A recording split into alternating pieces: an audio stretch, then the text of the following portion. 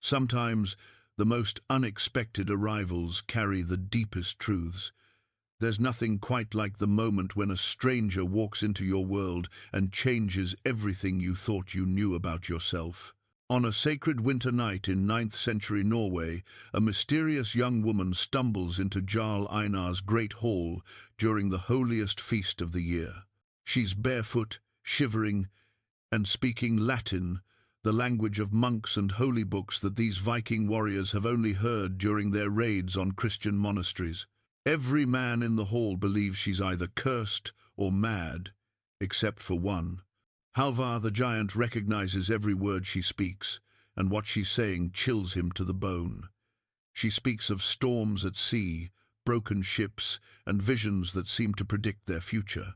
When the others demand she be cast back into the snow, Halvar makes a decision that will change everything. He looks at his fellow warriors and says simply, "Keep her here." What does this strange maiden know about their gods and their fate? Before we jump back in, tell us where you're tuning in from, and if this story touches you, make sure you're subscribed because tomorrow I've saved something extra special for you. The great hall of Jarl Einar stretched before them like a cavern carved from living wood, its massive oak beams blackened by decades of hearth smoke and winter feasts. Tonight, the hall pulsed with the warm glow of torchlight dancing across carved dragon heads that seemed to writhe in the flickering shadows. The scent of roasted boar mingled with the sharp bite of fermented honeymead, creating an atmosphere thick with tradition and reverence for the old ways.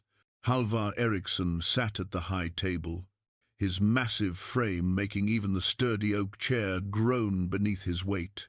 At 43 winters, he carried himself with the measured confidence of a man who had seen the world beyond these fjords and returned with wisdom etched into every scar. His beard, streaked with silver like frost on iron, fell to his chest, and his pale blue eyes held depths that spoke of battles fought in distant lands. The younger warriors called him Halvar the Giant, not merely for his towering height, but for the way he seemed to fill any space he entered with quiet authority. Tonight marked the winter solstice, the longest night of the year, when the old gods drew closest to the mortal realm. The feast of Jol had drawn every soul from the surrounding steadings to Jarl Einar's hall. Men who spent their days working the unyielding earth or mending nets by the fjord now sat shoulder to shoulder, their weathered faces animated by firelight and strong drink. Their wives gathered near the great loom that dominated one corner of the hall, their voices weaving together in quiet conversation as their fingers worked wool dyed deep blue and crimson. Jarl Einar himself presided over the festivities from his high seat, a throne carved with ravens and wolves that had belonged to his father and his father's father before him. At 57, Einar bore the weight of leadership with dignity, his greying hair bound with silver rings that caught the torchlight. He raised his drinking horn high, and the hall fell into respectful silence. "Tonight, we honor the turning of the wheel."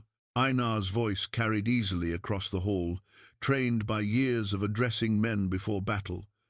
"We give thanks to Freya for the promise of spring's return, to Odin for wisdom in the dark months ahead, and to Thor for protection from the bitter winds that howl beyond our walls."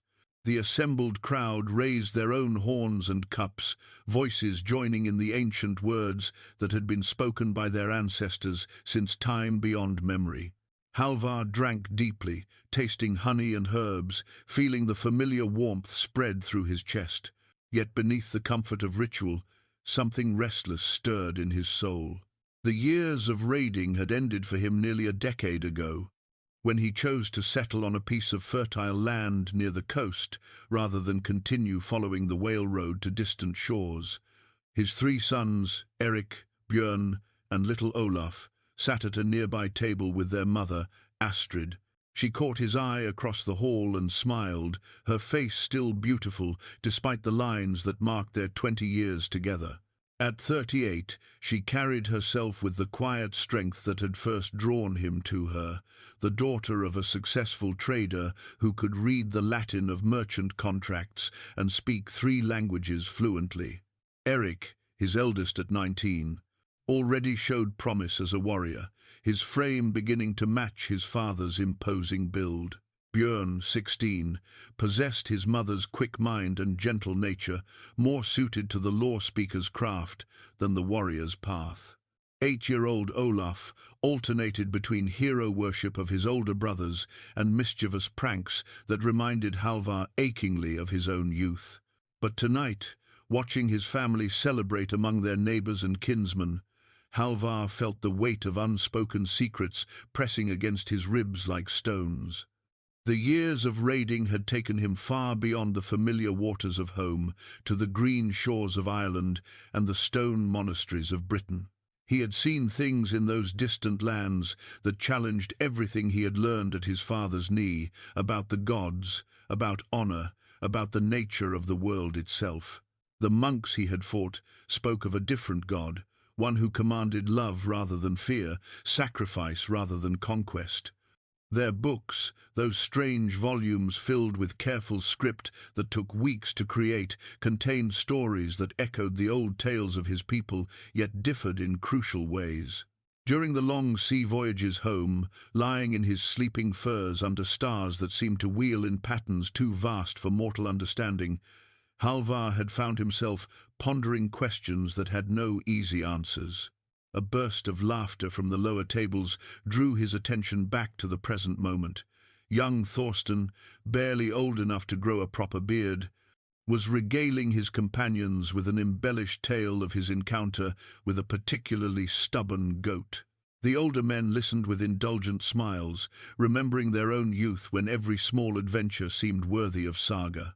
Sven One-Eye, Halvar's oldest friend and frequent raiding companion, leaned closer from the neighboring seat. "You're thinking too much again, old bear," he said quietly, his scarred face creasing with concern. "The ale tastes just as sweet, whether you brood over it or drink it with joy." Halvar managed a smile for his friend's benefit. "Perhaps you're right. The winter nights make a man's thoughts turn inward." "They do indeed." Sven's remaining eye studied Halvar with the perception that had made him invaluable during their raiding years. "But some thoughts are better left buried. The past is done, and the future arrives whether we worry over it or not."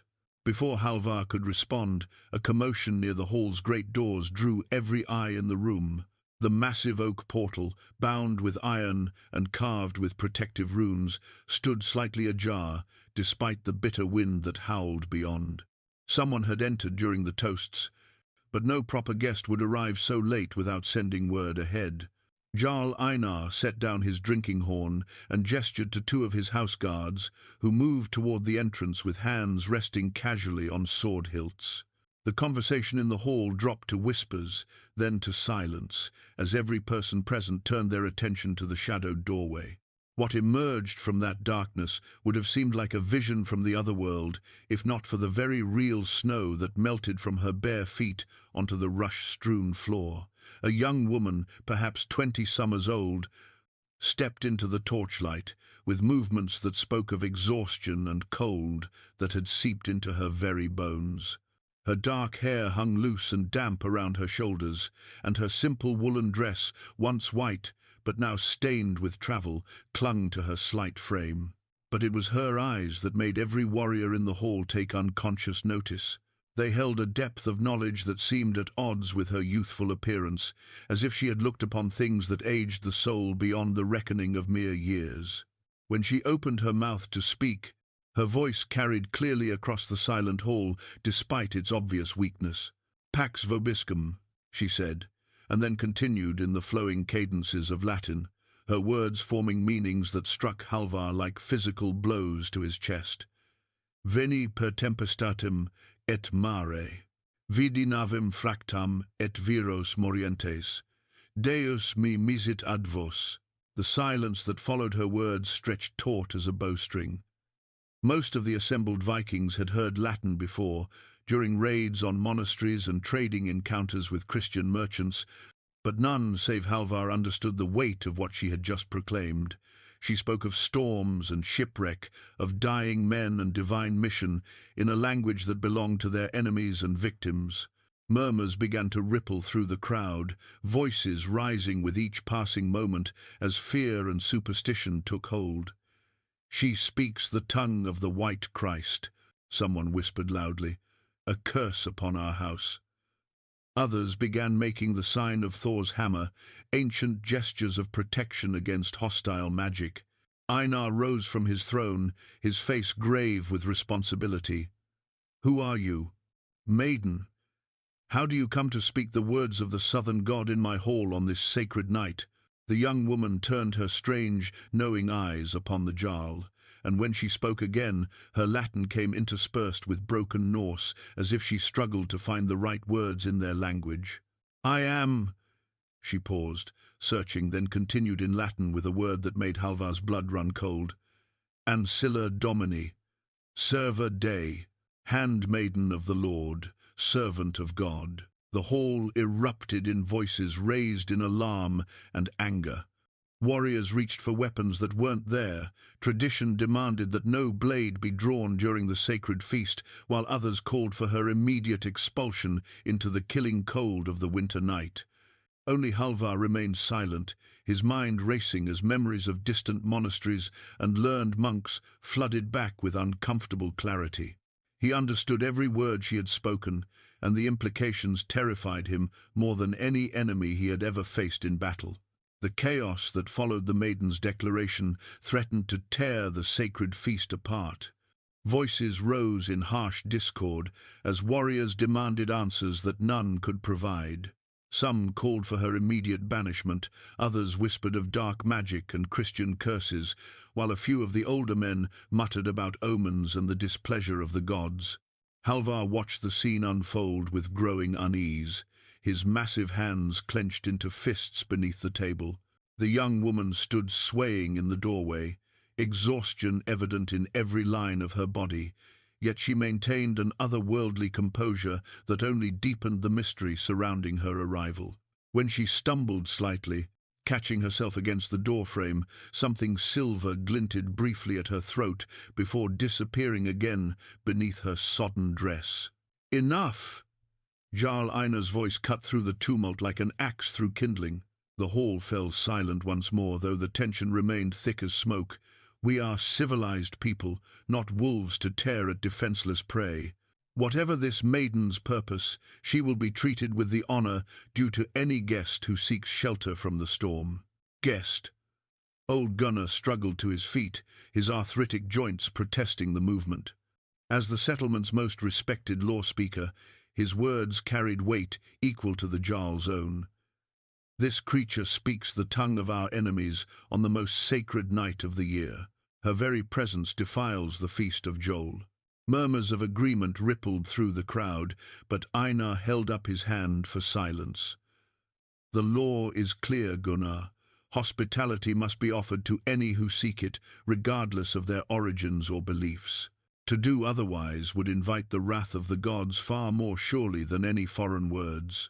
The maiden's eyes moved slowly across the assembled faces, seeming to catalogue each expression of fear, anger, and suspicion. When her gaze fell upon Halvar, something flickered in those dark depths, recognition perhaps, or hope. She took a hesitant step forward and spoke again, this time mixing Latin with halting Norse. "Ship broken on stones," she said carefully, each word clearly a struggle. "Many dead in cold water. I swim long time. Your lights," she gestured toward the torches, "call to me through darkness. Please, need shelter, need food. We'll tell of visions, of what comes." "Visions?" Sven. One eye leaned forward, his scarred face intense with interest. "What visions do you speak of, girl?" Before she could answer, her legs finally gave way. She collapsed to the rush-covered floor with a soft cry, her exhaustion finally overcoming whatever strength had carried her to their door. The sight of her vulnerability seemed to break some spell that had held the hall in thrall, and several of the women moved forward instinctively. "Astrid," Einar commanded, "see to her needs, food, dry clothing, a place by the fire." He turned to address the hall at large. "The feast continues." This matter will be discussed properly when the maiden has recovered her strength. Astrid approached the fallen woman with characteristic efficiency, her healer's training evident in every movement. As she knelt beside the stranger, Halvar found himself rising from his seat, driven by impulses he couldn't fully understand. "I'll help carry her," he said quietly, his voice cutting through the resumed conversations. His wife looked up at him with surprise. "That's kind of you, husband, but the women can manage." "No." The word came out more forcefully than he intended, drawing curious glances from nearby tables. "She's injured, possibly frost-touched. Better to move her carefully." As he bent to lift the maiden, she stirred slightly, her eyes fluttering open to focus on his face.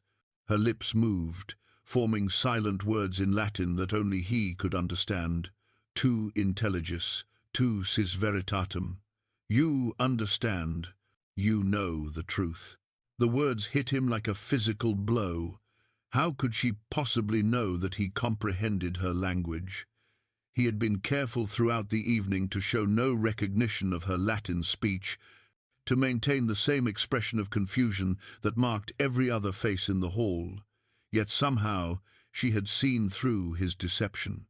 As he carried her toward the side chamber that Astrid had prepared, the maiden's hand brushed against his arm, and she pressed something small and hard into his palm. He closed his fingers around the object automatically, feeling the familiar shape of worked metal against his skin.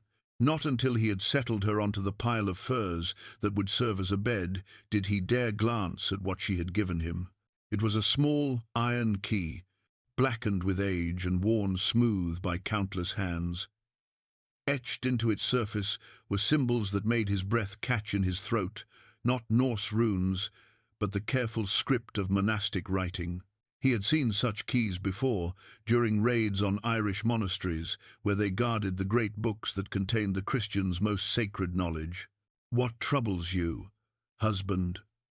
Astrid's voice drew him back to the present moment. She was studying his face with the perceptive gaze that had seen through his defenses for 20 years. "Nothing," he lied, slipping the key into the leather pouch at his belt. "Just thinking about what she said, about visions." Astrid's expression softened with understanding. "You're remembering the raids again, the strange things you saw in those foreign lands." He nodded, grateful that she had provided an explanation he could accept without revealing the deeper truth. The monks spoke often of visions and prophecies. Most of it was nonsense, but sometimes, he paused, remembering a particular abbey where the aged abbot had spoken with terrifying certainty about the coming of great changes, the ending of the old world and the birth of something new. Sometimes they knew things they shouldn't have known, he finished quietly. The maiden stirred on her bed of furs, murmuring words too soft to understand. Astrid moved to check her breathing, professional concern overriding any fear she might feel about their mysterious guest. "She's burning with fever," Astrid reported. "Whatever ordeal brought her here, it's taken a terrible toll on her body. I'll need willow bark and honey, perhaps some of the healing herbs from my stores." As his wife bustled about gathering her remedies, Halvar found himself studying the stranger's face in the firelight. Even unconscious and marked by exhaustion, she possessed an unusual beauty, not the robust health that Norse culture prized, but something more ethereal, as if she belonged to a different world entirely. Her dark hair spread across the furs like spilled ink, and her pale skin seemed almost translucent in the flickering glow. But it was her hands that captured his attention. They were the hands of someone accustomed to careful work, not the calloused palms of a farmer or the ink-stained fingers of a scribe, but something in between. When she moved restlessly in her fever dreams, he caught glimpses of small scars on her wrists, faint white lines that spoke of old bindings or manacles. "She's been a prisoner," he realized aloud, then quickly looked to see if Astrid had heard. Fortunately, his wife was absorbed in grinding willow bark in her mortar, the rhythmic sound masking his observation. The implications of that revelation sent his thoughts spinning in new directions. If she had been held captive, by whom? And how had she escaped to find her way to their remote settlement on this of all nights? The timing seemed too precise to be mere coincidence, particularly given the nature of her Latin proclamations. As if summoned by his thoughts, the maiden's eyes opened again, focusing on his face with startling clarity, despite her obvious illness. When she spoke, her voice was barely a whisper, but her words in Latin were distinct enough that he caught every syllable. "The old gods are dying," she said. "What comes after will reshape the world. You have seen the signs, warrior. You know the truth that others refuse to face." Before he could respond, she had slipped back into unconsciousness, leaving him alone with words that seemed to echo every doubt and fear that had plagued him since his raiding days ended. Outside the chamber, the feast continued, voices raised in ancient songs that honored Odin, Thor, and Freya. But here, in this small room lit only by a single oil lamp, Halvar felt the weight of a future that would sweep away everything his people held sacred. The iron key seemed to burn against his side, a tangible reminder that some doors, once opened, could never be closed again.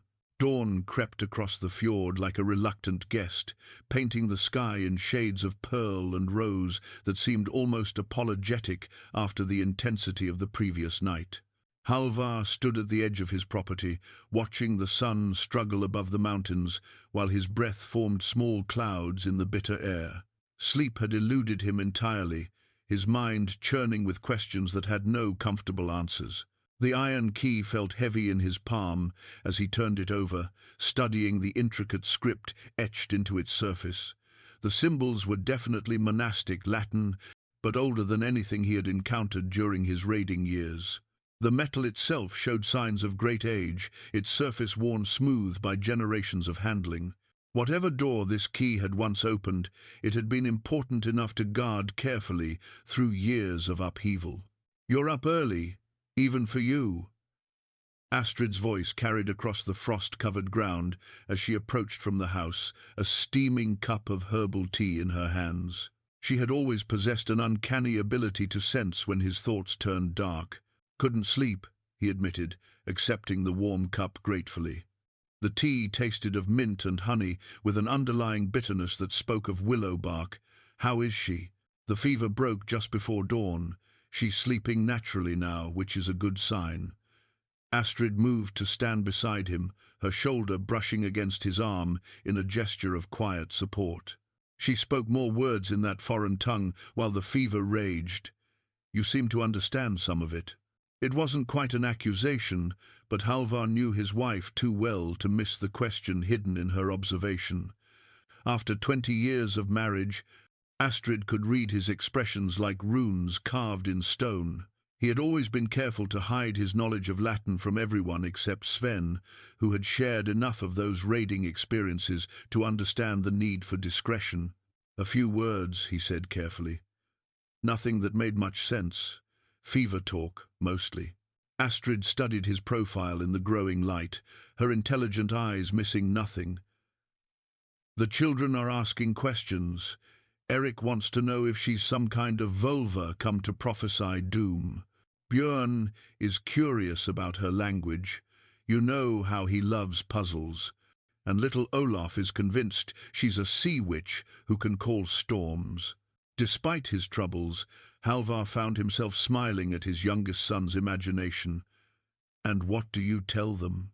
That she's a shipwreck survivor who needs our help until she's strong enough to continue her journey." She paused, taking a sip of her own tea. "But I'm not sure I believe that myself anymore. There's something about her, Halvar. Something that doesn't fit the simple story of a merchant's daughter caught in a storm." Before he could respond, the sound of approaching hoofbeats drew their attention toward the main path. 3 riders were making their way up the slope from the settlement, their breath and that of their horses visible in the cold air. Halvar recognized Jarl Einar's distinctive grey stallion immediately, along with the mounts of Gunnar the law speaker and Thorolf, the settlement's Godi, who served as priest for the old rituals. A formal delegation, Astrid observed quietly.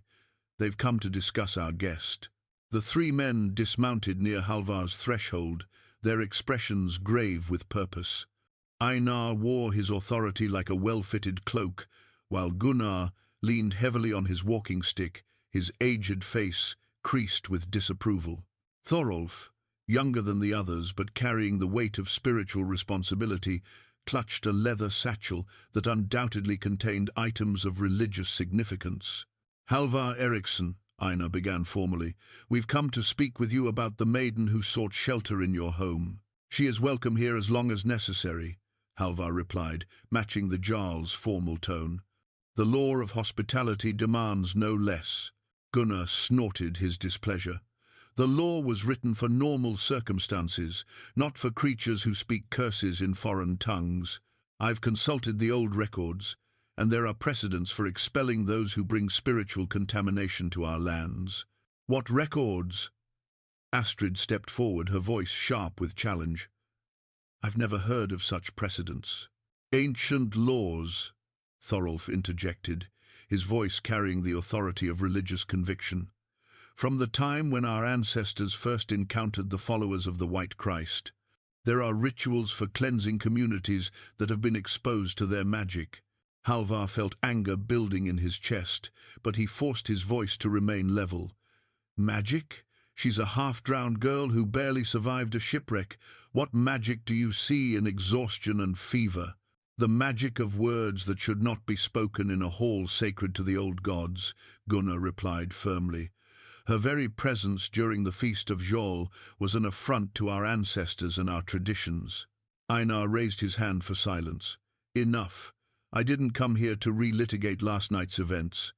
I came to hear what the maiden has to say now that she's recovered her senses. If she can explain her origins and purpose, perhaps we can put these concerns to rest. And if she can't? Halvar asked quietly. The three men exchanged glances loaded with meaning.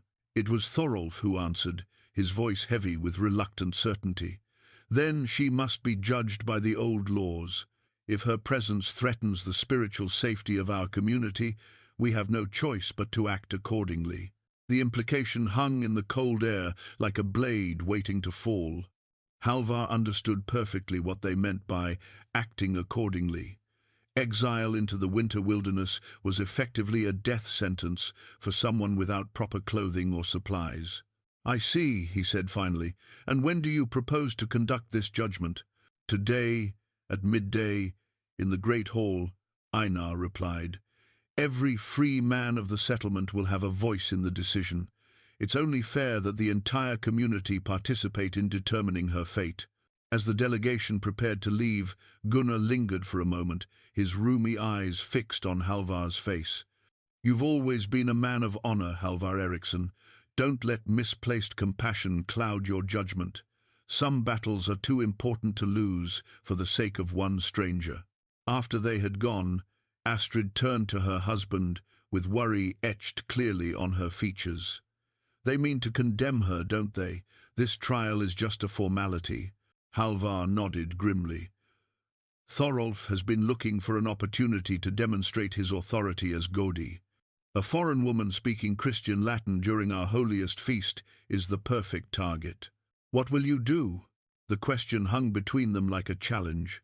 Halvar knew that his next words would shape not only the stranger's fate, but his own family's future in this community. If he chose to defend her publicly, he would have to reveal knowledge that could brand him as a sympathizer with their enemies. If he remained silent, an innocent woman would likely die for the crime of seeking shelter.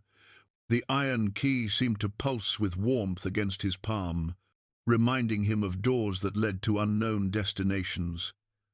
Some choices, once made, changed everything that followed. He looked at his wife, seeing in her eyes the same mixture of compassion and fear that warred in his own heart. I'm going to find out who she really is, he said finally, and then I'm going to do what honor demands. Halvar found the maiden awake when he entered the side chamber, her dark eyes alert despite the pallor that still marked her features. She sat propped against the wall on her bed of furs, wrapped in one of Astrid's warm cloaks. The transformation from the half-dead creature who had collapsed in their hall was remarkable, though she still moved with the careful deliberation of someone whose strength had not fully returned. "You understand," she said quietly in Latin as soon as the door closed behind him. "I saw it in your eyes last night." "I understand many things," he replied in the same language, his voice barely above a whisper. "But understanding and wisdom are different gifts entirely." Relief flooded her features at hearing her native tongue spoken with fluency. "Thank the Lord. I wasn't certain you would return, or that you would be willing to hear the truth." Halvar pulled a wooden stool closer to her bedside, settling his large frame onto the modest seat. "Before we speak of truth, tell me your name. A man should know who he's risking his life to protect." "I am Sister Magdalena, of the Abbey of St. Brigid," she replied, her voice carrying a dignity that her bedraggled appearance couldn't diminish. "Though I haven't worn the habit of my order for many months now." "A nun." The word carried weight that settled heavily between them. "And how does a Christian sister come to be shipwrecked on our shores during the Feast of Jol?" Her hands moved unconsciously to her throat, where the silver cross pendant lay hidden beneath the borrowed clothing. "It's a long tale, and one that may sound like madness to ears unused to the workings of divine providence." "Try me," Halvar said dryly. "I've heard stranger stories during my years sailing the whale road." Sister Magdalena studied his face for a moment, as if weighing how much trust to place in this Norse giant who spoke the language of her faith. "I was taken from my abbey 6 months ago, during a raid by men who served neither your gods nor mine, slavers who cared nothing for sacred vows or holy ground." The familiar anger that always rose when Halvar heard of such violations stirred in his chest. Even during his own raiding years, he had maintained certain boundaries. Monasteries could be plundered for their gold and silver, but the religious themselves were left unharmed if they offered no resistance. "They kept me chained in the hold of their ship for weeks," she continued, her voice growing stronger as she spoke. "We sailed far from Ireland, through waters I didn't recognize, stopping at ports where they sold their human cargo like cattle at market. I should have been sold as well, but something stayed their hands." "What something?" "The visions began during my captivity. At first, I thought they were merely the products of fear and hunger, but they grew more vivid with each passing day." She paused, her eyes focusing on something beyond the chamber walls. "I saw great changes coming to the northern lands, the old gods retreating before a new faith, but not without a final struggle that would reshape the very foundations of the world."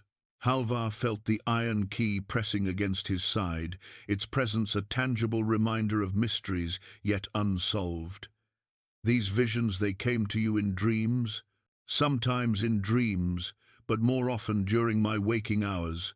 I would see flashes of the future as clearly as if I were looking through a window.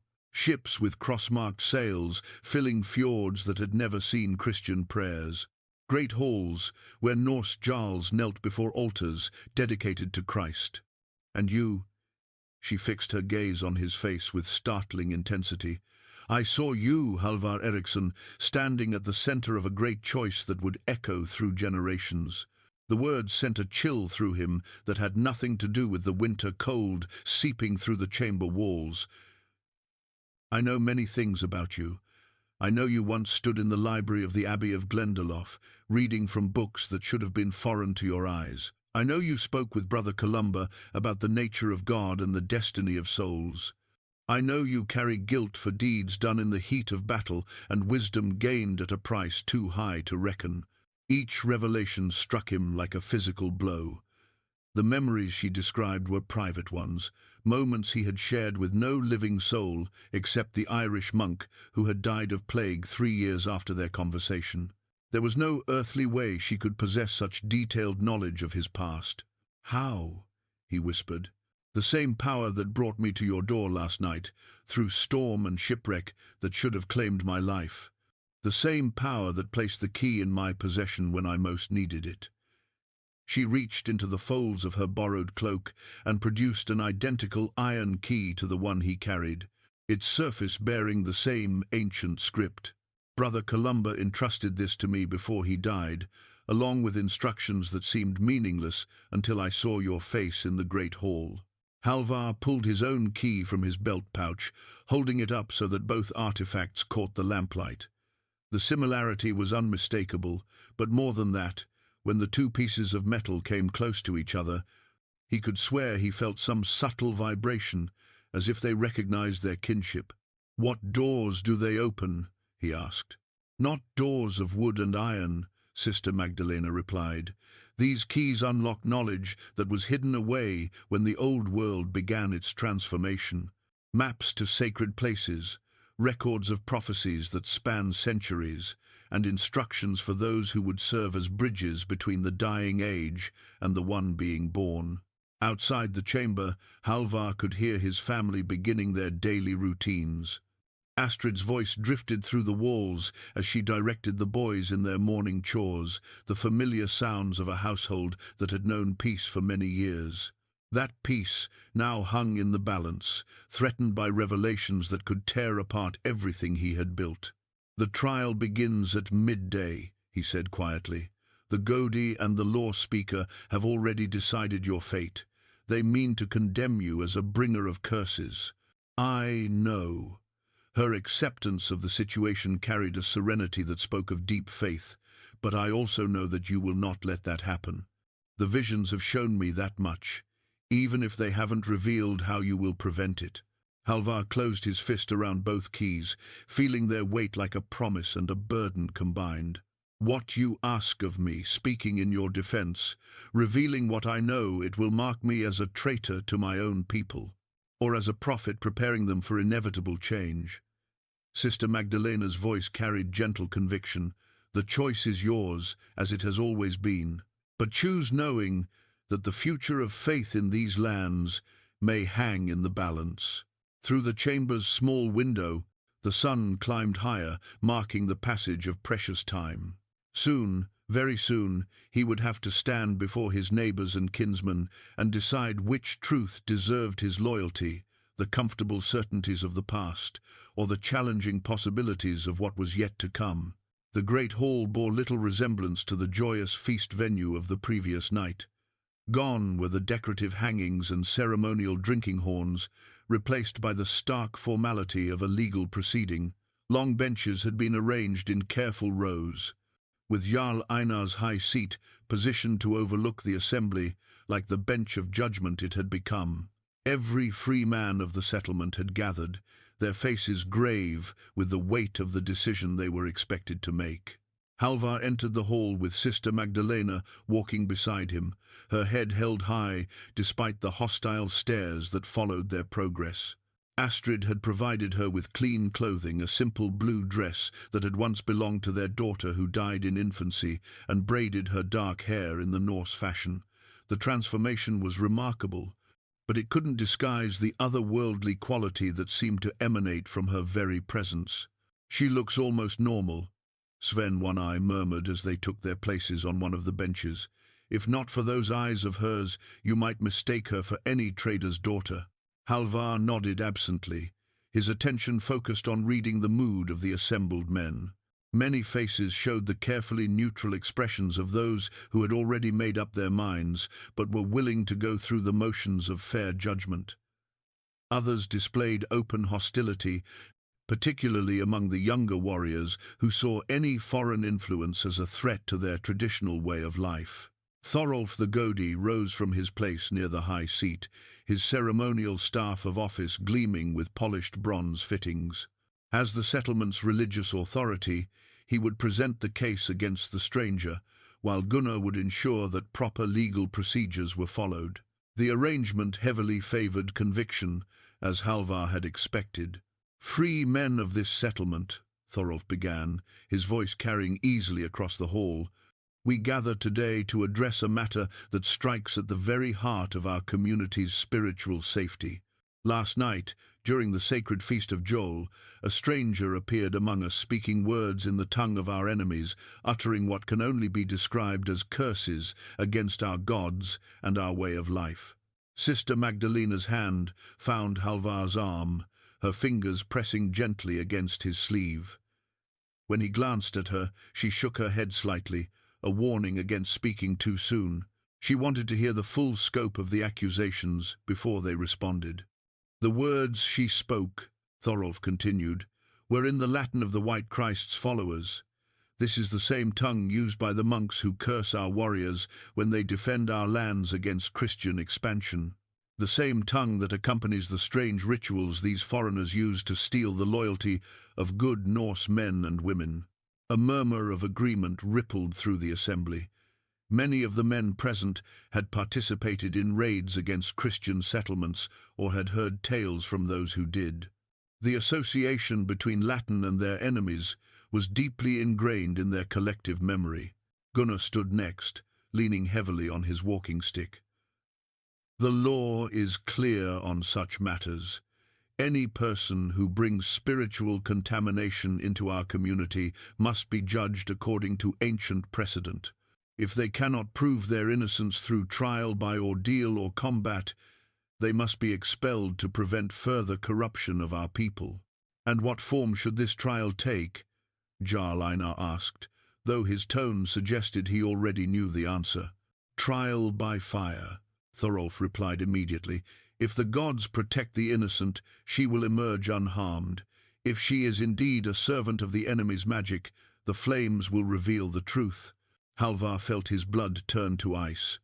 Trial by fire was typically reserved for the most serious accusations of witchcraft or treason.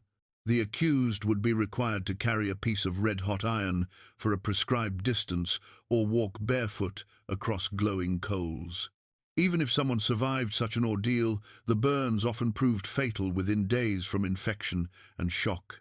I object to these proceedings, he said, rising to his feet before he could reconsider. The hall fell silent as every eye turned toward him. The accused has not been given a proper opportunity to speak in her own defense. Thorolf's expression hardened with displeasure. She has had ample opportunity to explain herself. Instead, she continues to speak in the cursed tongue that marks her as our enemy. Perhaps, Halvar replied carefully, someone should ask her questions in a language she can understand. The suggestion hung in the air like a challenge. To make it work, someone would have to admit to knowledge of Latin, a dangerous admission in the current atmosphere. Halvar could see the trap he had laid for himself, but there was no honorable retreat available. And who among us possesses such knowledge? Gunnar asked, his aged eyes sharp with suspicion. Before Halvar could answer, Sister Magdalena rose gracefully to her feet. When she spoke, her voice carried clearly across the hall, and to everyone's surprise, she spoke in accented but understandable Norse. Honored Jarl, she said, directing her words toward Einar, I thank you for this opportunity to address the concerns of your people. I understand that my arrival has caused fear and confusion, and I wish to set your minds at ease. The transformation in the hall's atmosphere was immediate. What had been a formal condemnation of a foreign witch suddenly became something more complex, a conversation with a woman who could speak for herself. You understand our language, Einar observed, leaning forward with interest. I have learned many tongues during my travels, she replied. It has proven useful in situations much like this one. Thorolf stepped forward, his face flushed with indignation. This changes nothing. Deception is the tool of evil spirits. The fact that she concealed her understanding only proves her malicious intent. Or perhaps, Sister Magdalena responded gently, it proves that a woman alone among strangers must be cautious about revealing all her capabilities at once. A few chuckles rippled through the assembly at her pointed reference to the obvious nature of such caution. Even in their warrior culture, the Norse understood the wisdom of keeping some advantages hidden until they were needed. Tell us then, Einar commanded, who you are and how you came to our shores. Sister Magdalena straightened her shoulders, and when she spoke, Her voice carried the quiet authority of absolute truth. "I am a daughter of Ireland, taken from my home by slavers who serve neither your gods nor mine. For months I was held captive on ships that sail waters far from any civilized land. 3 nights ago, the hand of fate freed me from my bonds during a terrible storm that drove our vessel onto the rocks of your coast." She paused, allowing her words to settle in the minds of her listeners. "I swam through waters that should have killed me, guided by the lights of your settlement. When I reached your shore, I was grateful beyond words to find people willing to offer shelter to a stranger in need." The simple honesty of her account seemed to resonate with many of the assembled men.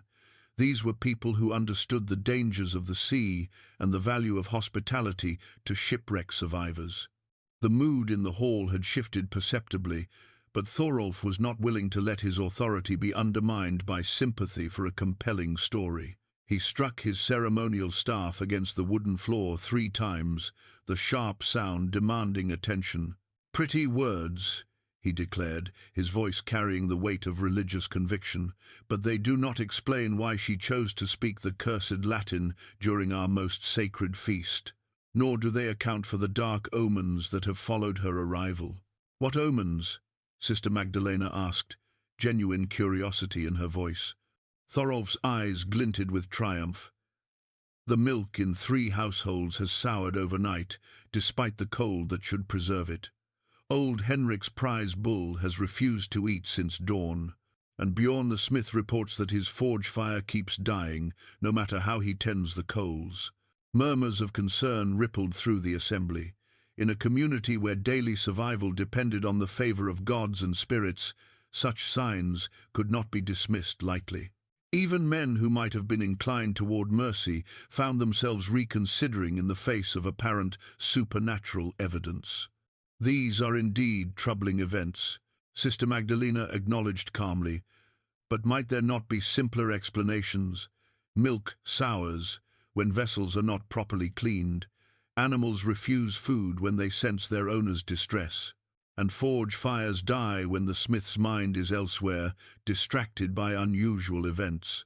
Her rational responses only seemed to anger Thorolf further.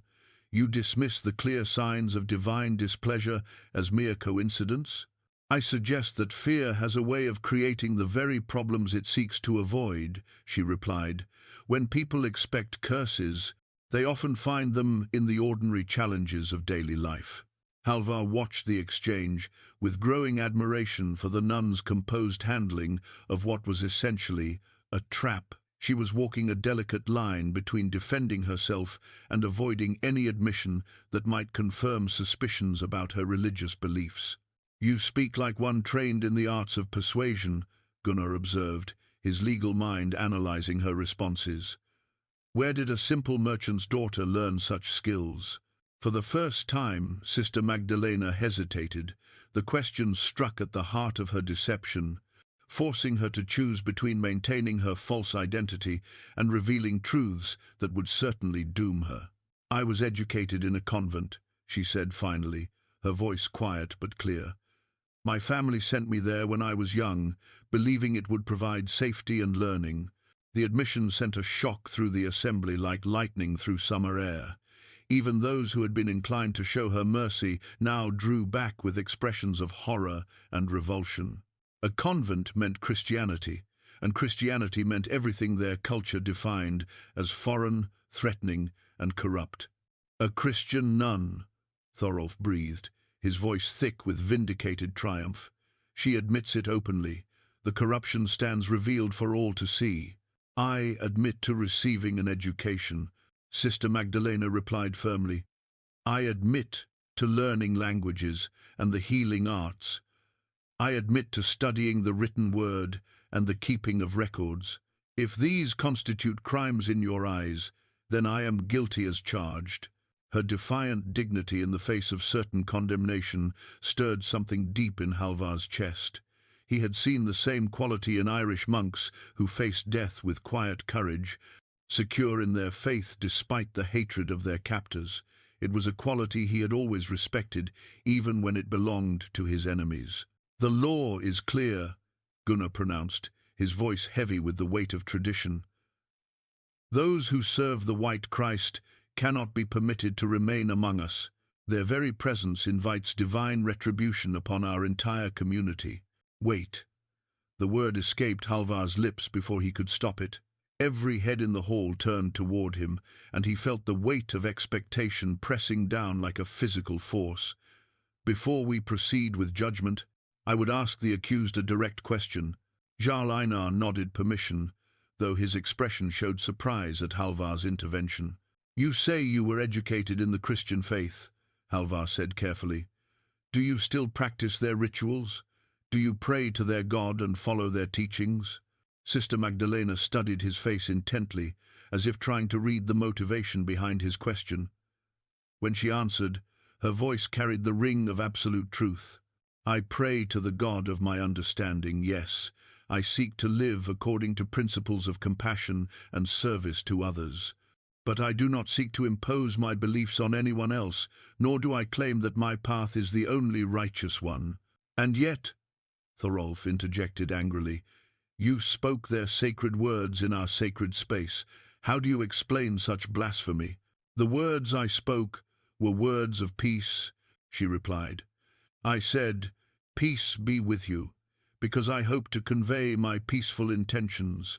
I spoke of surviving a storm and seeking shelter, because those were the circumstances of my arrival. If my choice of language offended, I apologize for my thoughtlessness." Halvar felt a surge of admiration for her carefully crafted response. She had managed to explain her Latin words without denying their religious significance, while also avoiding any direct challenge to Norse beliefs. "She speaks well," Sven One-Eye murmured quietly. "But pretty words won't save her if the Godi insists on trial by fire." As if summoned by his words, Thorolf raised his staff once more. "The law has been spoken. This Christian admits her allegiance to the enemies of our people. The trial by fire will commence immediately." "No." Halvar's voice cut across the hall like the ring of steel on steel. "I invoke the right of advocacy." Stunned silence greeted his declaration. The right of advocacy was an ancient provision that allowed any free man to speak in defense of an accused person, but it came with serious consequences. If the advocate's arguments failed to convince the assembly, he would share whatever punishment was imposed upon the accused. "Halvar," Astrid's voice carried from where she sat with the other wives, filled with alarm and disbelief. "You cannot be serious," Thorolf sputtered. "You would risk your own life to defend this Christian witch?" "I would risk my life to ensure that justice is served according to our highest traditions," Halvar replied, rising to his full imposing height. "The law you cite may be ancient, but it is not the only law we follow. We also honor the principle that every accused person deserves a true defense, not merely a ritual condemnation." Jarl Einar leaned back in his high seat, his expression thoughtful. "The right of advocacy has been properly invoked. Halvar Eriksson, you may present your defense. But understand that if you fail to convince this assembly of the accused's innocence, you will share her fate." Halvar nodded grimly, fully aware of what he had committed himself to. Around him, the hall buzzed with whispered conversations as friends and neighbors tried to understand why the respected giant would risk everything for a foreign stranger. Only Sister Magdalena remained calm, her dark eyes fixed on his face with an expression that seemed to say she had always known this moment would come. Halvar stood in the center of the hall, feeling the weight of every gaze upon him. The silence stretched taut as a bowstring, broken only by the soft crackling of the central hearth fire. He had committed himself to a path that could lead to exile or death. But as he looked into Sister Magdalena's trusting eyes, he knew there was no retreat available. "Honored kinsman," he began, his voice carrying the authority earned through years of respected leadership, "before we condemn this woman for her beliefs, I ask you to consider what we truly know about the nature of divine truth." A murmur of confusion rippled through the assembly. This was not the direction they had expected his defense to take. "For 30 years I sailed the Whale Road as a warrior and explorer," Halvar continued. I have walked the shores of Ireland and Britain, traded with merchants from lands whose names you have never heard. I have seen temples dedicated to gods whose stories differ from ours, yet whose followers display the same courage, the same honor, the same love of family that we prize in ourselves. Thorolf's face darkened with suspicion. What are you saying, Halvar Eriksson? That our gods are false? I am saying, Halvar replied carefully, that truth may be larger than any one people's understanding of it. When I stood in the monasteries of Ireland, I heard stories that echoed our own sagas in remarkable ways. They're tales of a hero who sacrificed himself for his people, who hung upon a tree to gain wisdom for mankind. Do these not sound familiar to Norse ears? The comparison to Odin's sacrifice sent a ripple of shock through the assembly. Some faces showed recognition, others displayed outrage at what seemed like blasphemy. You speak dangerous words, Gunnar warned, his voice heavy with legal authority. I speak words of experience, Halvar countered, and that experience has taught me that the gods, all gods, care more about the hearts of those who serve them than about the specific words used in their praise. Sister Magdalena's eyes widened as she realized the direction of his argument. He was not merely defending her right to hold different beliefs, he was challenging the fundamental assumption that different faiths were necessarily enemies. But this changes nothing about her admission, Thorolf protested. She serves the White Christ, the enemy of our people. Halvar reached into his belt pouch and withdrew both iron keys, holding them up so the firelight caught their ancient surfaces. The gasps that echoed through the hall told him that others could see what he had discovered. The keys were identical in every detail, except for subtle variations in the script etched into their surfaces.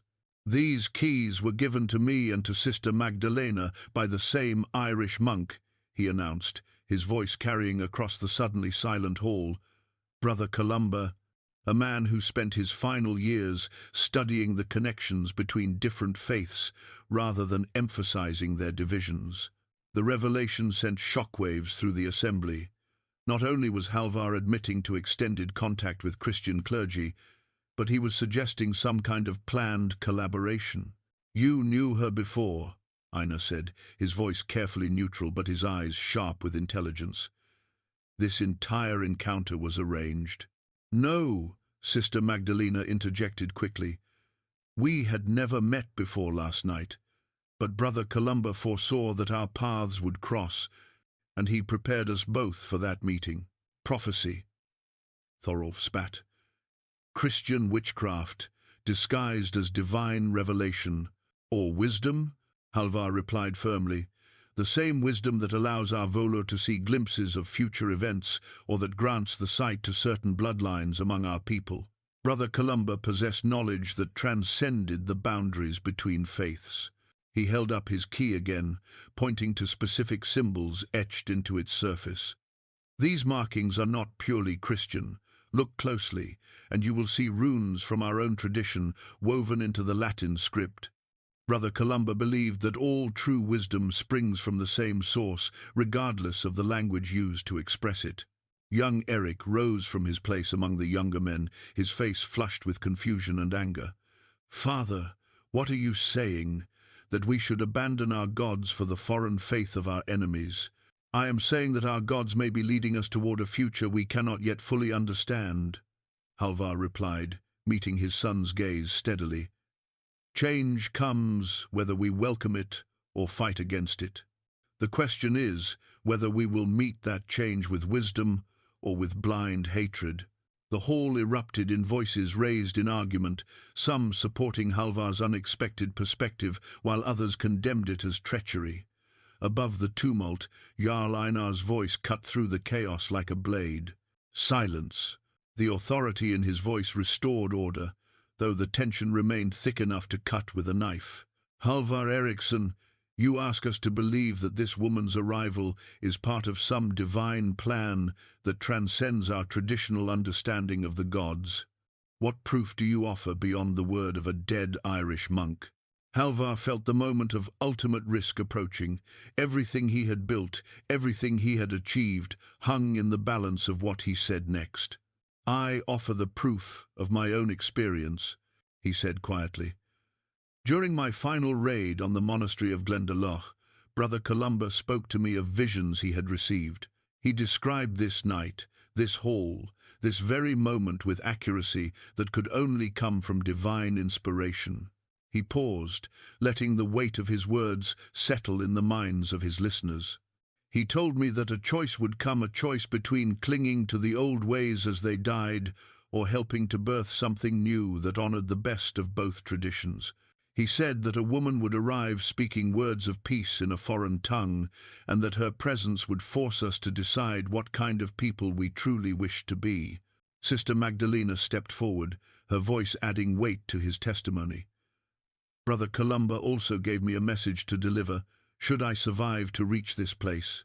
He said to tell you that the All-Father himself sent dreams of the changing world, and that those who serve truth faithfully will find their place in whatever comes after." The reference to Odin by his most revered title created a moment of profound silence. Even Thorolf seemed shaken by the suggestion that their highest god might be actively involved in the events unfolding before them. "This is blasphemy," the Godi whispered, but his voice lacked its earlier conviction. "Or revelation," Halvar replied. "The gods have always spoken through unexpected messengers. Why should this time be different?" Sven One Eye rose slowly from his seat, his scarred face grave with thought. "I sailed with Halvar Eriksson for 15 years, he announced to the assembly. "I have seen him face death with courage, speak truth when lies would serve him better, and show mercy to enemies who deserved none. If he stakes his life on this woman's innocence and the truth of her message, then I am inclined to hear what she has to say." Other voices began to join his. Men who had known Halvar for decades, adding their support to his unprecedented defense. The tide was turning, but Thorolf made one final desperate attempt to maintain his position. "Even if we accept that this encounter was foretold," he argued, "it does not change the fact that she serves a foreign god. Our laws," interrupted a new voice from the back of the hall, "say that we should judge people by their actions, not merely by their words." All heads turned to see who had spoken. Old Ragnar, the most senior warrior present, and a man whose word carried almost as much weight as the Jarl's own, hobbled forward on his walking stick. "I have lived through 7 decades of change," he said, his ancient voice still strong with authority. "I have seen new gods arrive and old ones fade. I have watched our people adapt and survive where others perished from stubbornness. If this woman speaks truth about coming changes, then wisdom demands we listen rather than silence her with flames." The transformation in the hall's atmosphere was palpable. What had begun as a condemnation was becoming something unprecedented, a genuine debate about faith, wisdom, and the future of their entire way of life. The weight of Ragnar's words settled over the assembly like snow falling on still water. For a long moment, the only sound in the great hall was the whisper of flames in the central hearth, and the distant howl of wind beyond the walls. Halvar could see the struggle playing out on faces throughout the crowd as lifelong certainties warred with the possibility of profound change. Jarl Einar rose from his high seat, his movements deliberate and measured. At 57, he had guided their community through seasons of plenty and scarcity, through conflicts with neighboring settlements and negotiations with distant traders. His wisdom had earned the respect of every person in the hall, and his next words would carry decisive weight. "Halvar Eriksson," he said formally, "you have presented arguments that challenge the very foundations of our understanding. Before we proceed further, I must ask you directly, do you renounce the gods of our fathers in favor of this foreign faith?" The question hung in the air like a blade poised to fall. Halvar felt the eyes of his family burning into him from across the hall. Astrid's face showed a mixture of love and terror, while his sons displayed expressions ranging from confusion to outright betrayal. 20 years of building a life in this community, of earning respect and trust, balanced on the edge of his next words. "I do not renounce the gods of our fathers," he said carefully, "but I believe those gods are wiser and more far-seeing than we have given them credit for. If Odin truly seeks knowledge above all else, would he not want us to learn from every source of wisdom? If Thor truly protects those who defend the innocent, would he not approve of sheltering a helpless stranger?" Sister Magdalena stepped closer to him, her presence lending strength to his words. "In my faith," she said quietly, "we are taught that truth has many faces but one source. Perhaps what you call Odin the All-Father and what I call the Almighty God are different names for the same divine wisdom." The suggestion sent a ripple of shock through the assembly, but Halvar noticed that not all the reactions were negative. Some of the older men nodded thoughtfully, while others leaned forward with the intensity of those wrestling with new ideas. Thorolf struck his staff against the floor with such force that the bronze fittings rang like a bell. "Blasphemy!" he shouted, his face flushed with righteous anger. "The gods of our people are not the same as the weak deity of the Christians. Our gods demand strength and courage, not submission and meekness." "Do they?" old Ragnar asked mildly. "I seem to recall Odin hanging himself from Yggdrasil for 9 days and nights, pierced by his own spear, all for the sake of gaining wisdom to help others. Is that not a form of sacrifice? Is that not submission to a greater purpose?" The parallel between Odin's sacrifice and the Christian story of crucifixion was not lost on the assembly. Voices rose in heated debate as men who had never questioned their beliefs found themselves confronting uncomfortable similarities between the faiths they had always considered opposites. "This discussion profits nothing," Gunnar declared, his legal mind seeking to restore order. "Whether the gods are one or many, similar or different, the law remains clear. This woman has admitted to following the Christian faith. Our ancient codes demand—" "Our ancient codes," Eric interrupted, rising from his place among the younger men, "were written when the world was different. When Christians were distant enemies rather than neighbors and traders. When knowledge of their ways came only through the words of raiders rather than through direct encounter." Halvar felt a surge of pride and alarm at his eldest son's intervention. Eric was defending the position his father had taken, but in doing so, he was also marking himself as a potential target for those who opposed change. "You speak wisdom beyond your years, young Eric," Ragnar said approvingly. "Laws must serve the living, not the dead. When circumstances change, wise men adapt their understanding accordingly." Thorolf's face had grown nearly purple with frustration. "You would overturn generations of tradition for the sake of one foreign woman. You would risk the wrath of our gods to appease a stranger. I would risk the wrath of narrow thinking to embrace the possibility of greater truth," Halvar replied firmly. "Brother Columba showed me texts that contain prophecies written centuries ago, prophecies that speak of a time when the old wisdom and new would merge to create something stronger than either could achieve alone."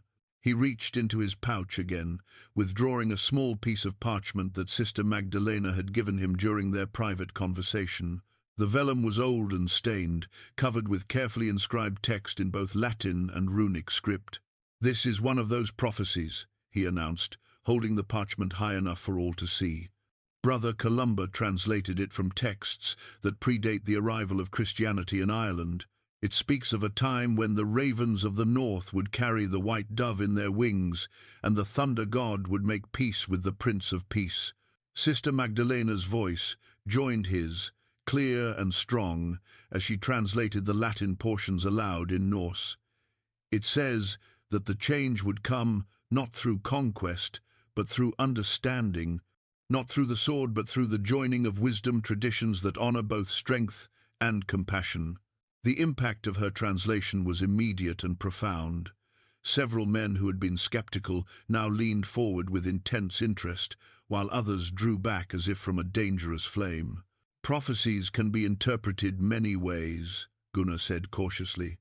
What makes you certain this one refers to our current circumstances? In response, Sister Magdalena reached beneath her borrowed cloak and withdrew the silver cross that had hidden at her throat throughout the ordeal. But as she held it up to catch the firelight, gasps echoed through the hall. The cross was not a simple Christian symbol. Its arms were decorated with intricate knotwork that unmistakably followed Norse artistic traditions, while tiny runes were inscribed along its edges. This cross was made by Norse craftsmen, she explained, her voice carrying to every corner of the silent hall. Brother Columba commissioned it from smiths in Dublin, who had learned to blend the artistic traditions of both peoples. He said it represented the future he had seen in his visions, a time when the best of both worlds would unite rather than destroy each other. Halvar stared at the pendant in amazement. He had noticed the silver gleam during her collapse, but had never seen the artifact clearly enough to understand its significance. Now, holding the matching key while she displayed the cross, he felt the weight of destiny settling around them like a cloak. The prophecy speaks of signs, she continued, markers that would appear to confirm the approaching time of change. One sign was the arrival of a woman bearing ancient wisdom in a land of warriors. Another was the presence of a Norse champion who had gained knowledge of foreign ways without losing his honor. She turned to face Halvar directly. The third sign was the appearance of keys that would unlock not doors, but understanding keys that would reveal hidden connections between seemingly opposite truths. As if responding to her words, both iron keys began to emit a subtle warmth that those nearby could feel even from a distance. The metal seemed to pulse with inner light, and the inscribed symbols appeared to shift and flow like living things.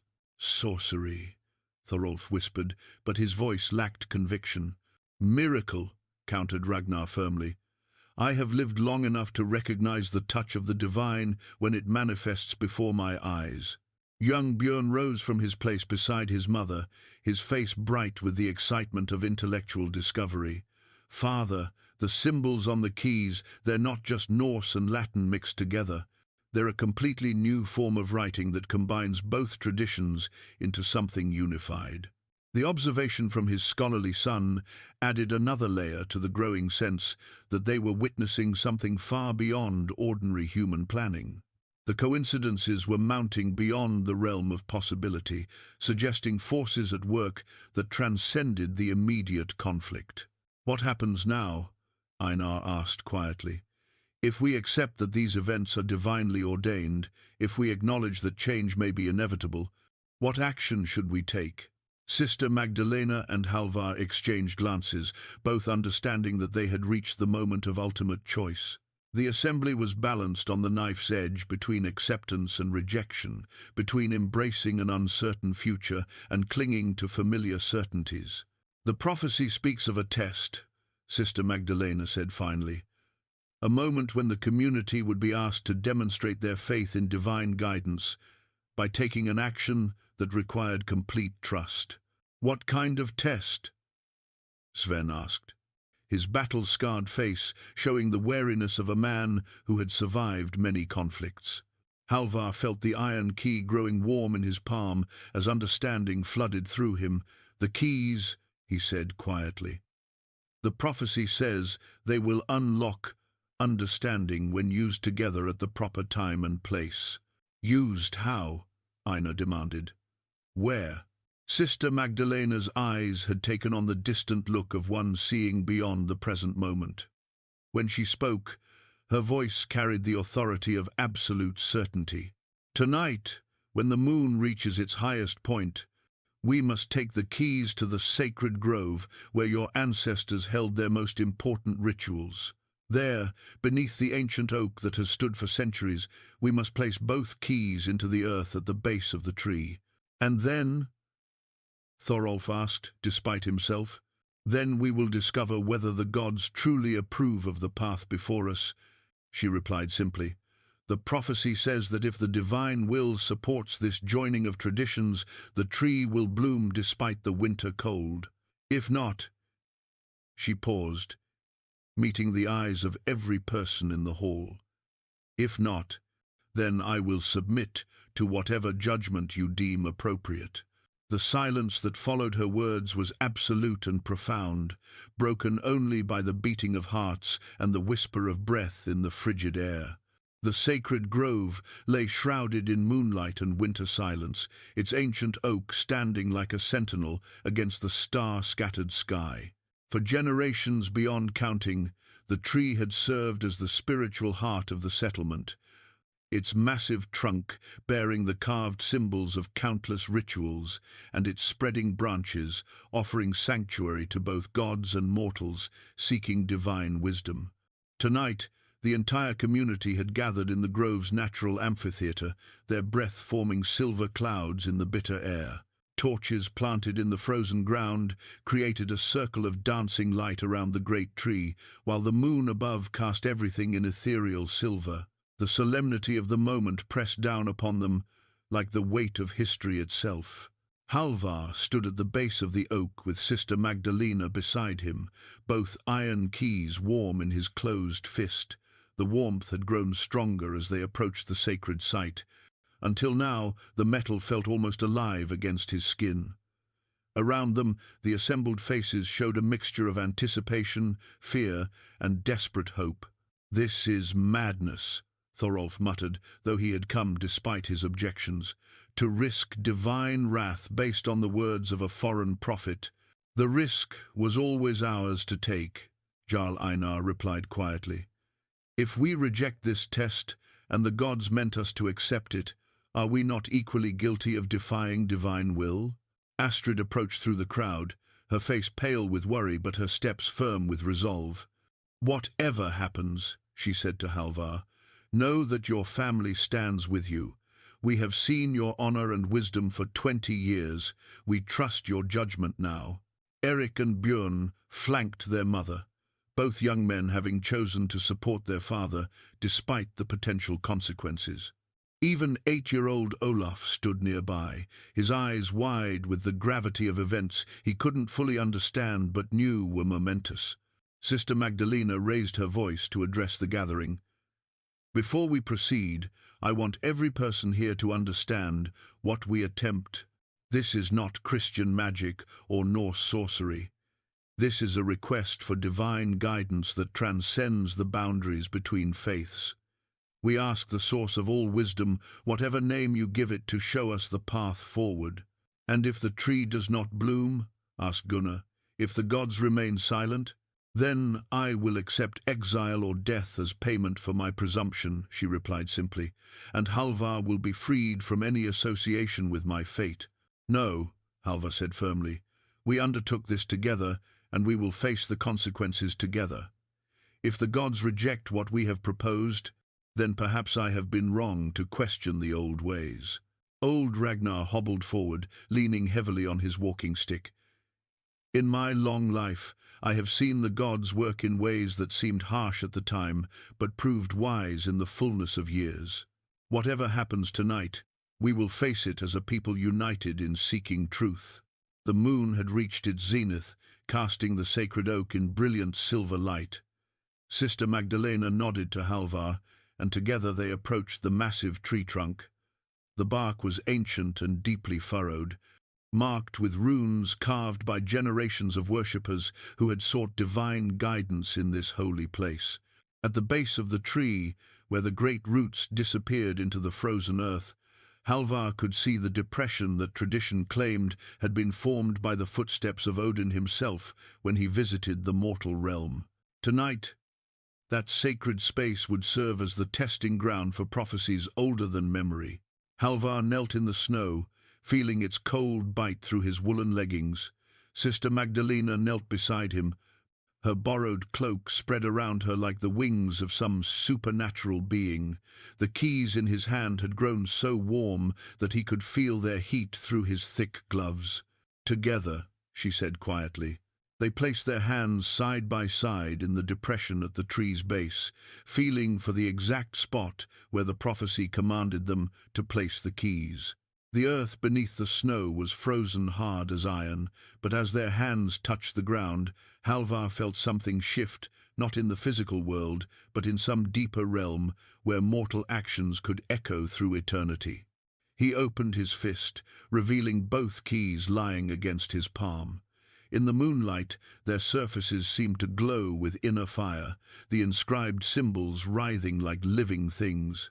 The assembled crowd drew in a collective breath as they witnessed the supernatural display. "Now," Sister Magdalena whispered. Together, they pressed the keys into the earth at the tree's base. The frozen ground parted before the ancient metal as if it were soft spring loam, accepting the artifacts into its depths with an ease that defied natural law. As the keys disappeared beneath the surface, both Halvar and Sister Magdalena felt a surge of energy that seemed to flow from the earth itself up through their bodies. The sacred oak stood silent and still, its bare winter branches reaching toward the star-filled sky. Nothing moved, nothing changed. The seconds stretched into minutes while the entire community held its breath, waiting for a sign that would determine the fate of their civilization. Then, from somewhere deep within the ancient tree, came a sound like the whisper of spring wind through new leaves. The whisper of phantom spring wind grew stronger, seeming to emanate from the very heart of the ancient oak. What had begun as the faintest suggestion of sound now rustled through the grove like a living presence, touching every soul gathered in the sacred circle. The torches flickered in response to winds that shouldn't exist in the still winter air. Halvar felt the change first as a tremor in the earth beneath his knees, a subtle vibration that spoke of forces awakening deep within the tree's root system. Sister Magdalena gasped beside him as the same tremor reached her, and together they felt the ancient oak responding to their offering. "Look," breathed young Björn, his scholar's mind quick to notice details that others might miss. "The trunk. Something's happening to the trunk." All eyes turned to the massive tree, and gradually, impossibly, they began to see what the boy had observed. The deep furrows in the bark were glowing with soft, golden light, as if fire ran in veins beneath the surface. The carved runes that marked decades of rituals brightened and pulsed in rhythm with the strange wind, their ancient meanings seeming to come alive in the supernatural illumination. Thorolf stumbled backward, his face pale with shock and terror. "Sorcery," he whispered, but the word lacked any conviction. What they were witnessing transcended mere human magic. This was the touch of divinity itself, unmistakable in its power and majesty. The golden veins of light climbed steadily up the tree's trunk, following pathways that seemed to trace the flow of life-giving sap frozen by winter's grip. As the illumination reached the great branches, something even more impossible began to unfold above their heads. Tiny buds appeared along the winter-bare limbs, swelling and opening with supernatural speed. In moments, the skeletal branches were clothed in tender green leaves that should not exist in the depths of winter. The leaves continued multiplying, spreading along every branch and twig until the entire crown of the oak blazed with the vibrant green of spring's first awakening. But the miracle was not finished. As the assembled community watched in stunned silence, white blossoms began opening among the leaves, not the usual flowers of an oak tree, but blooms that seemed to combine the characteristics of many different plants into something entirely new. Some resembled the apple blossoms that marked spring's arrival in their orchards, while others echoed the delicate flowers of the rowan trees that grew wild in the mountains. "The tree of all traditions," Sister Magdalena whispered, her voice filled with awe. Brother Columba spoke of this in his deepest visions, a tree that would bloom with flowers, representing every faith that honored truth and compassion. As if responding to her words, the blossoms began to glow with the same golden light that flowed through the tree's bark. The illumination grew stronger, casting shadows that danced and shifted like living beings throughout the grove. The very air seemed to thicken with the presence of the divine, and several of the assembled men fell to their knees in instinctive worship. Jarl Einar stepped forward, his face transformed by wonder and recognition. "I have seen this tree before," he said slowly, his voice barely audible above the mystical wind. In dreams that came to me as a child, dreams I dismissed as mere fantasy. But this is exactly what I saw, the sacred oak blooming in winter, marking the coming of great change. Old Ragnar nodded vigorously, tears streaming down his weathered cheeks. My grandmother spoke of such prophecies, passed down from her grandmother's time. She said the old seers predicted that someday the gods would send a sign of transformation, a blooming that would herald the birth of new wisdom. Even Gunnar, whose legal mind had resisted every supernatural claim, found himself swayed by the undeniable evidence before his eyes. "If this is divine will," he said quietly, "then who are we to argue with the gods?" The transformation of the tree reached its climax as a shower of luminous petals began falling like snow throughout the grove. Where the petals touched the frozen ground, patches of green grass sprouted through the snow, creating a carpet of life in the midst of winter's domain. The warmth that emanated from these miraculous patches was so intense that ice began melting in small rivulets that caught and reflected the golden light.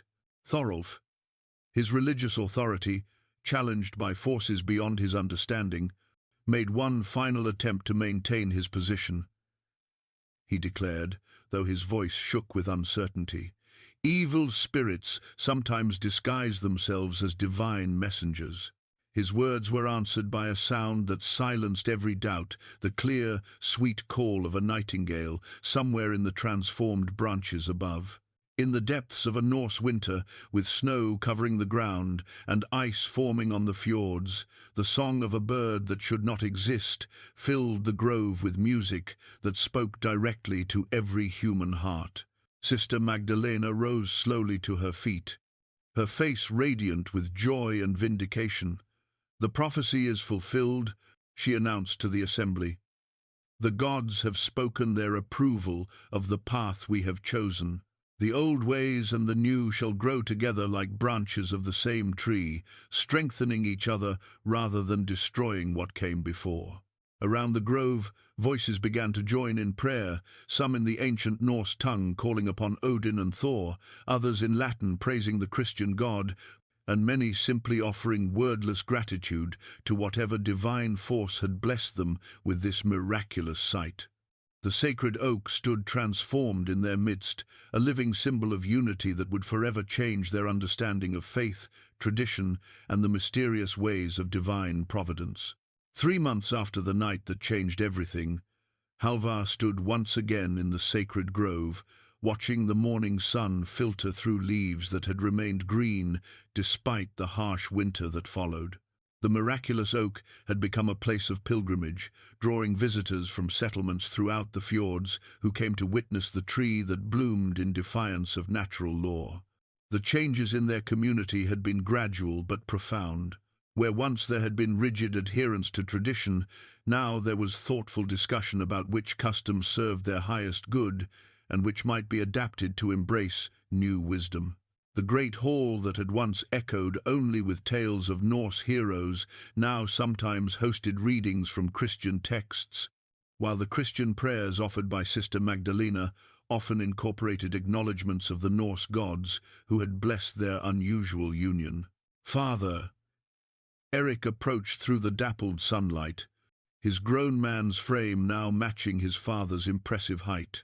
At 20, he had become a bridge between the older generation and the younger people who had grown up with the transformed tree as part of their spiritual landscape. "The delegation from Jarl Magnus has arrived. They've come to see the tree and hear Sister Magdalena speak." Halvar nodded, unsurprised. Word of their miracle had spread far beyond their remote settlement, carried by traders and travelers who brought tales of the Norse community that had found harmony between competing faiths. Some visitors came seeking proof that the stories were true, others hoping to find similar guidance for their own spiritual struggles. Sister Magdalena emerged from the small chapel that the community had built near the grove, not a replacement for their traditional gathering places, but an addition that honored the Christian elements of their new understanding. She wore simple robes that combined Norse weaving patterns with Christian symbols, a visual representation of the synthesis that had become their way of life. "How many this time?" she asked, settling beside him on the wooden bench he had constructed facing the tree. Their friendship had deepened into something that transcended the boundaries of their different backgrounds, built on shared purpose and mutual respect. 15, including Jarl Magnus himself, Eric replied. They've brought gifts and questions in equal measure. Over the months, they had learned to handle such delegations with patience and wisdom. Some visitors were genuinely seeking spiritual guidance, while others came hoping to expose what they believed must be elaborate trickery. All were welcome to witness the tree's continued blooming and to participate in the discussions that had evolved around its meaning. "The questions are always the same," Halvar observed with gentle humor. "How do you maintain traditions while embracing change? How do you honor the gods of your fathers while acknowledging truth in foreign teachings? How do you build unity from diversity?" "And the answers are always the same as well," Sister Magdalena added. "One day at a time, with patience and goodwill, trusting that wisdom reveals itself to those who seek it sincerely." Astrid appeared on the path from the settlement, carrying a basket that undoubtedly contained refreshments for their guests.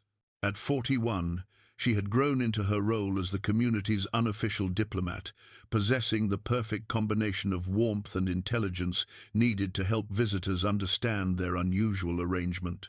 "The delegation is quite impressed," she reported with satisfaction. Jarl Magnus spent an hour examining the tree from every angle, looking for signs of human intervention. Bjorn was explaining the botanical impossibilities to anyone who would listen. Their middle son had become something of a scholar of the miraculous, documenting the tree's behavior through careful observation and detailed notes. His work had attracted attention from learned men in distant lands, some of whom had traveled great distances to study what they called the greatest supernatural phenomenon of the age. "And little Olaf?" Halvar asked with paternal amusement. "Is regaling them with increasingly elaborate versions of the story," Astrid replied with a fond smile. "Each telling grows more dramatic, though he always maintains the essential truth of what happened." At 11 now, their youngest son had inherited his father's storytelling gifts, along with his mother's quick wit. He served as an unofficial guide for visiting children, helping them understand that the miraculous could coexist with the mundane in ways that enriched both. The approach of voices drew their attention to the main path, where Jarl Magnus and his retinue were making their way toward the grove. The visiting Jarl was a man of middle years, whose reputation for wisdom had earned him respect throughout the northern territories. His presence was both an honor and a test if he approved of what they had achieved. Word would spread to other communities struggling with similar questions. As the delegation entered the grove's natural amphitheater, the transformed oak seemed to respond to their presence. The golden light that flowed through its bark brightened perceptibly, and a gentle shower of luminous petals drifted down like blessings from the flowering branches above. "Remarkable," Jarl Magnus breathed, his weathered face showing the same awe that marked every first-time visitor to the sacred site. "The tales spoke truly. This defies every natural law I know." "Yet it follows the highest law of all," Sister Magdalena replied gently. "The law that binds all creation together in harmony, regardless of the names we give to its various manifestations." Over the next hours, the familiar rituals of explanation and demonstration unfolded. The iron keys, now permanently embedded in the earth at the tree's base, continued to pulse with warm light whenever touched. The blossoms that should not exist in any season continued blooming in impossible profusion, and the sense of divine presence that permeated the grove touched every visitor who approached with an open heart. As the sun began to set, painting the sky in shades of gold and crimson that matched the light flowing through the sacred oak, Jarl Magnus approached Halvar for a private conversation. "What you have accomplished here," the visiting leader said quietly, "it offers hope for communities throughout our lands. The old ways are changing, whether we guide that change or not. You have shown that transformation need not mean destruction." Halvar nodded, feeling the weight of responsibility that had grown heavier with each successful demonstration of their unusual harmony. "The path is not always easy," he admitted. "There are still those who believe we have betrayed our ancestors, and others who think we have not embraced change thoroughly enough. But the tree continues to bloom, and that gives us confidence that we have chosen correctly." As the delegation prepared to depart the next morning, they carried with them more than stories of miracles witnessed. They bore the practical knowledge of how ancient wisdom could adapt to new circumstances without losing its essential strength, and how apparently opposing truths could be woven together into something larger than either could achieve alone. The sacred oak stood eternal in its grove, a living testament to the power of faith that transcends the boundaries of tradition, and a promise that even in the darkest winter, spring will always find a way to bloom again.